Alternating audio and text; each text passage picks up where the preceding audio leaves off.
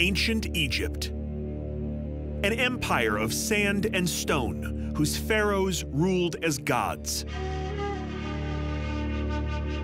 But among the names we all know, I'm on a quest to rediscover the powerful female pharaohs, whose accomplishments were almost erased from history. Queen Hatshepsut. She transformed her empire with a massive construction boom and soaring monuments, then was literally overwritten in history by the stepson who succeeded her. Even her name erased it from the temple. Then I began a search for the lost remains of the legendary Queen Nefertiti, which led me to the sprawling halls of the Egyptian Museum and a meeting with Egyptologist Dr. Aidan Dodson. So mystery number one, why does everybody know the name Nefertiti? It's partly because of her physical beauty. A sculptured head of hers was found in the beginning of the 20th century and is now in Berlin. In 1912, archaeologists unearthed a stunning bust of Nefertiti that catapulted her to fame as the poster girl for ancient Egypt. Another bust of hers sits here in the Egyptian Museum. But while she's famous today for her beauty, she was a central figure during Egypt's most tumultuous age. She lived at a time when pretty well everything about Egypt was thrown into the air. Her origins are murky, but she was likely born within a military family closely linked to royalty around 1360 BC. Now she's married to this guy. Indeed, this is Akhenaten, who fundamentally changed the religion of Egypt. The pharaoh Akhenaten stunned his country by instituting the worship of a single sun god, known as Aten, demoting the old gods of Egypt. It was a decision that brought his empire to the brink of revolt, but it wasn't his only shocking move. During his 16th year of reign, Akhenaten appointed his wife Nefertiti as co-king.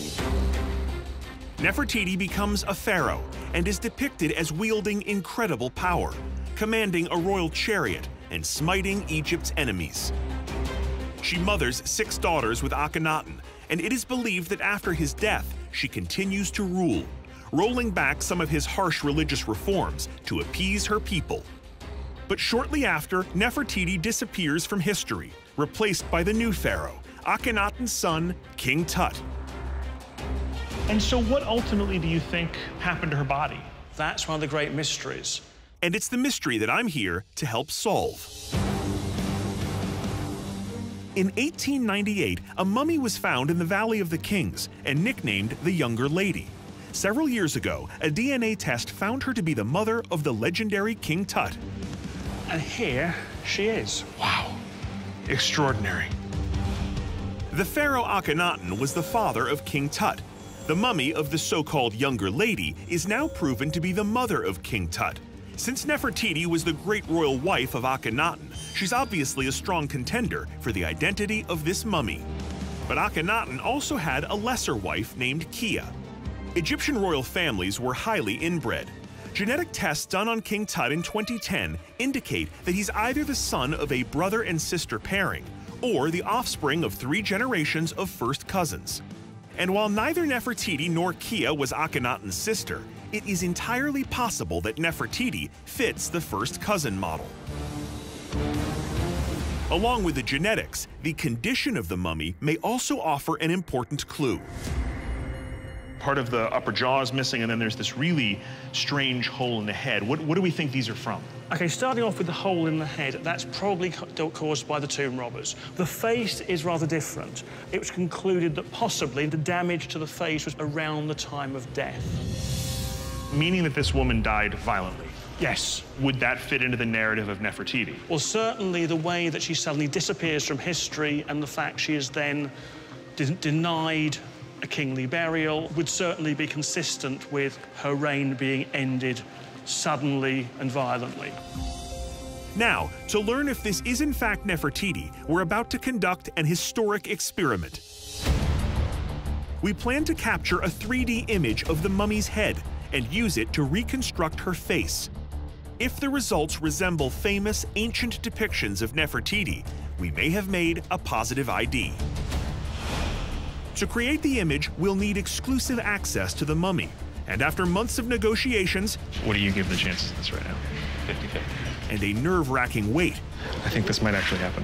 The protective case around the younger lady is removed for the first time in years. Now that the glass has been lifted, we're literally face to face with the mummy. Okay. Unbelievable. Yeah, I can see her properly for the first time. It is really something. It is. It's a bit sort of gives you the butterflies slightly. It does. Well, let's see if we can figure out who she is. Absolutely, yeah. You ready? Let's go. Okay. This is known as an Artex spider, and this is a very advanced piece of 3D imaging kit. This thing will take hundreds and hundreds of images, and it is accurate well under millimeter accuracy. So this will be able to give us a full 3D image of the mummy's head, which can then be used as the basis for a forensic reconstruction. We fire up the imaging equipment, and soon we're ready to get started. Okay, Aiden, so you're just gonna tap record there. Okie dokie. And away we go. I carefully hover over the mummy and begin working. So the idea here is to really just paint the mummy with light. The device captures 8 frames every second. The computer stitches them together, and before our eyes, we see a digital version of the mummy take shape. We're getting data. It's looking good. Look at that. See, yeah. And we've got her ear. We've even got the piercings in her ears. It's brilliant stuff. That is incredible. For the Egyptian, you were never dead if your name survived. Right. If we can confirm this is indeed Nefertiti, we're doing her a great service in the afterlife. She'll live forever. It appears that we've got what we came for. Time to wrap this mummy up. Okay, so data is collected. Let's stop the recording, and data looks good. This is the first in a long line of steps to create a reconstruction, but getting this raw data, that's the most important part. Thanks, Aiden. I leave the museum with a very real chance of resurrecting the mummy of the younger lady, and possibly being able to look into the eyes of Nefertiti. The next step is to take the data to a state-of-the-art 3D printing facility, which lays down hundreds of micro-thin layers of resin to produce a perfect duplicate of the mummy's head. Once that's done, the results will be sent to world-class facial reconstruction artist Elizabeth Dainez. She'll spend the next month in her studio, meticulously layering muscle and skin onto the 3D model to see the true face of the mummy. The results will take time, but I'm not finished exploring the mysteries of ancient Egypt's most powerful women, including one who has been a historic icon since long before she died. I'm moving on to the search for the tomb of the Queen of the Nile herself, Cleopatra. She's probably the most famous woman of the ancient world, reigning over Egypt for more than 20 years. Her life and death is the stuff of Shakespearean drama and Hollywood legend. But there's a lot more to Cleopatra than Liz Taylor's heavy eyeliner. Despite her historic life and her infamous death by suicide, her burial has never been found. If it were, it could contain a tomb with riches more glittering than those of King Tut. To find it, I'm traveling to the capital of Cleopatra's empire. Alexandria, Egypt's Mediterranean jewel. Named for the first foreign conqueror of Egypt, Alexander the Great.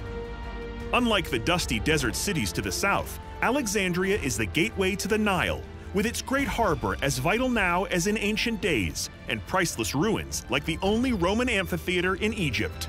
When Alexander the Great conquered Egypt and brought it under Greek control, he left a general in charge, a guy named Ptolemy I. He founded a dynasty that ruled for the next 300 years. Cleopatra was the last of the Ptolemies and the most beloved, because even though she was Greek, she embraced an Egyptian identity. She was a queen at 17, spoke 9 languages, was a skilled diplomat, and had children by 2 of Rome's greatest generals, Julius Caesar, and after Caesar was assassinated in 44 BC, Mark Antony. But Cleopatra ruled at a troubled time. A time when Rome wanted to turn all of Egypt into a Roman colony. And when Mark Antony lost his bid to become the next emperor, he retreated to Alexandria, where he and Cleopatra killed themselves in 30 BC. It was a tragic ending, and yet she remains one of history's most iconic superstars. And yet the location of her burial is a complete mystery.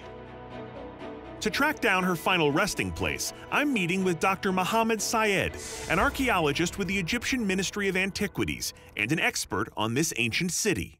So I'm interested in the mystery of the tomb of Cleopatra. It's never been found. Never been found, yeah. But the ancient sources say what? They say that she killed herself where? She, normally near her palace. In their accounts of Cleopatra's death, the ancient historians Strabo and Plutarch wrote that she collected her riches in her tomb. She then joined her treasure inside and closed the doors. The tomb's location is unknown, but many assume it's near her palace. So where was her palace? Cleopatra's palace was on an island in the middle of the harbor. The island of Antirodos was the Bel Air of Alexandria, the most luxurious place and the most luxurious city of its age. Today, not so much. So I can't help but notice that looking across the way, I don't see any royal palaces, I don't see an island, I don't see Cleopatra's palace, I see modern buildings. Yeah. So where is all of it? Where? Actually, they are right there. Where? Under the water. They're underwater. Mohammed leads me down to the docks and a waiting dive boat. His plan? To take me under the surface for a look at a one-of-a-kind excavation.